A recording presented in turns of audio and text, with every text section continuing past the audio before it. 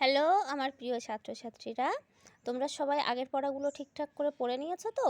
তাহলে যদি আমার ভিডিওগুলো থেকে তোমাদের কোনো উপকার হয় তাহলে তোমরা অবশ্যই আমার চ্যানেলটাকে সাবস্ক্রাইব করে দাও, তাহলে আমি পরের ভিডিওগুলো বানাতে উৎসাহ পাবো।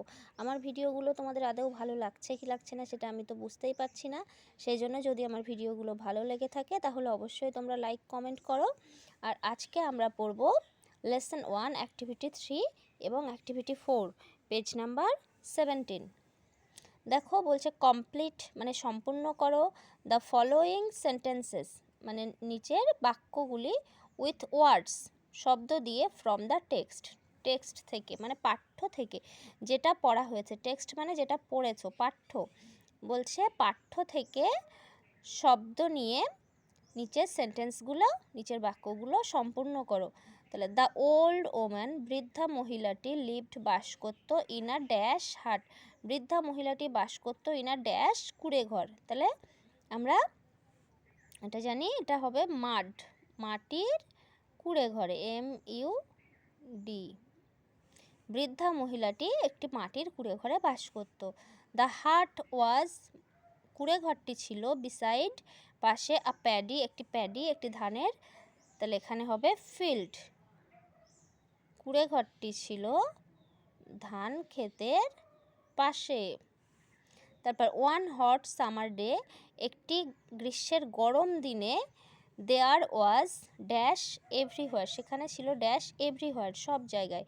একটি গরম গ্রীষ্মের দিনে সেখানে সব জায়গায় ড্যাশ ছিল, তাহলে এটা হবে ডাস্ট।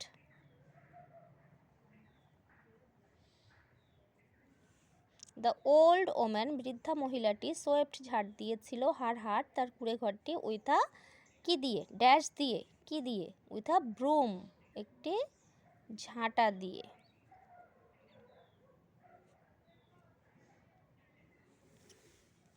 এবার অ্যাক্টিভিটি 4 কমপ্লিট মানে সম্পূর্ণ করো দ্য ফলোয়িং টেবিল, নিচের টেবিলটি সম্পূর্ণ করতে বলছে।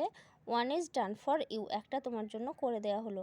যখনই তোমরা পড়বে তখনই এই যে প্রত্যেকটা অ্যাক্টিভিটিতে লাল কালি দিয়ে যে ইনস্ট্রাকশনটা দেওয়া আছে যে তোমাদের নিজের কোশ্চেনগুলো কি করতে হবে সেগুলো খুব ভালো করে পড়বে। লাল কালি দিয়ে যে ইনস্ট্রাকশন দেওয়া থাকে সেটার অর্থটা খুব ভালো করে জেনে নেবে, তাহলে পরীক্ষার দিন গিয়ে তোমাদের কোশ্চেন কি করতে হবে সেটা আর স্যার ম্যামদের জিজ্ঞেস করার প্রয়োজন হবে না। কারণ বেশিরভাগ পরীক্ষার দিন ছাত্রছাত্রীরা সবাই আমাদের এটাই জিজ্ঞেস করে যে ম্যাম এটা কী করতে হবে, স্যার এটা কী করতে হবে। তার মানে তোমরা এই যে ইনস্ট্রাকশানগুলো ভালো করে পড়ো না, এটা কিন্তু খুব ভালো করে পড়বে প্রত্যেকটা। যখন বাটারফ্লাই বইটা পড়বে তখনই ভালো করে পড়ে নেবে।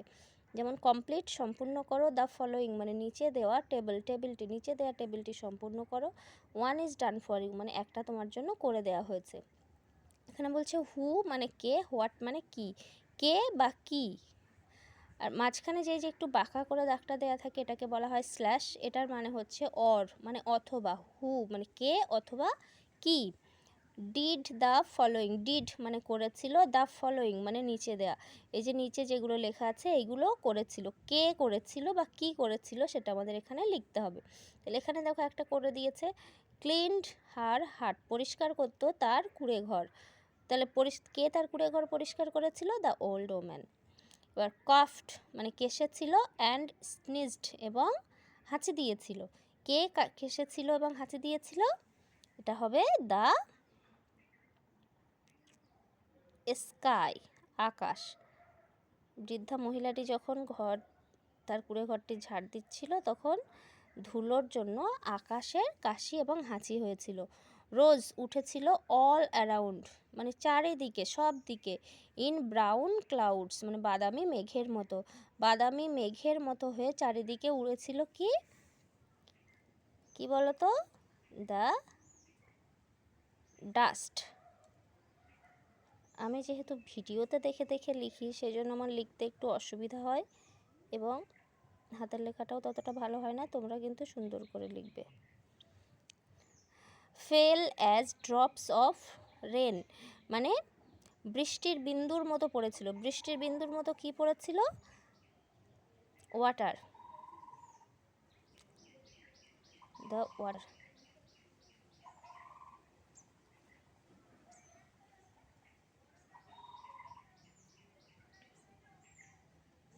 Water from the skies I, যদি এটা পুরোটা লিখতে পারো তাহলে খুবই ভালো হয়।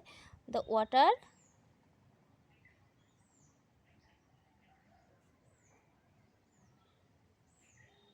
ফ্রম দ্য স্কাইজ আই, আকাশের চোখের থেকে জলটা বৃষ্টির বিন্দুর মতো হয়ে পড়েছিল। তাহলে এটা তোমরা পড়ে নিও ভালো করে। তবে যতটুকু পড়বে তার সব ওয়ার্ডগুলোর বাংলা মিনিংগুলো খুব ভালো করে পড়ার চেষ্টা করবে, না হলে কিন্তু পড়াটা পুরোপুরি বেকার হয়ে যাবে। তো আমার চ্যানেলটাকে অবশ্যই সাবস্ক্রাইব করে দিও, আর ভিডিওটা যদি ভালো লাগে তাহলে অবশ্যই লাইক কমেন্ট করো।